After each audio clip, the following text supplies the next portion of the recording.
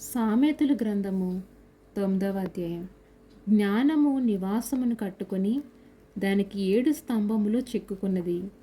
పశువులను వధించి ద్రాక్షరసమును కలిపి ఉన్నది. భోజన పదార్థములను సిద్ధపరిచి ఉన్నది. దాని పనికెత్తల చేత జ్ఞానులను పిలవనంపునది.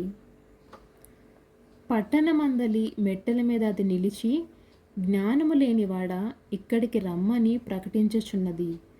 తెలివిలేని వారితో అది ఇట్లా అనుచున్నది, వచ్చి నేను సిద్ధపరిచిన ఆహారమును భుజించుడి, నేను కలిపిన ద్రాక్షరసమును పానము చేయుడి, ఇక జ్ఞానము లేనివారై ఉండక బ్రతుకుడి.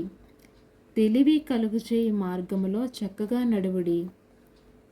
అపహాసకులకు వాడు తానికి నింద తెచ్చుకునను, భక్తిహీనులను గద్దించువానికి అవమానమే కలుగును.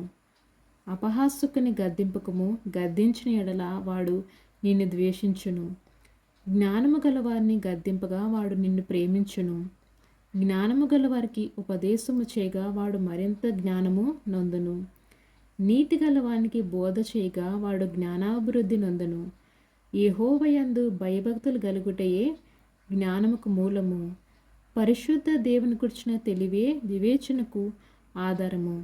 నా వలన నీకు దీర్ఘాయు కలుగును, నీవు జీవించు సంవత్సరములు అధికమగును. నీవు జ్ఞానివై ఎడల నీకు జ్ఞానము నీకే లాభకరమగును.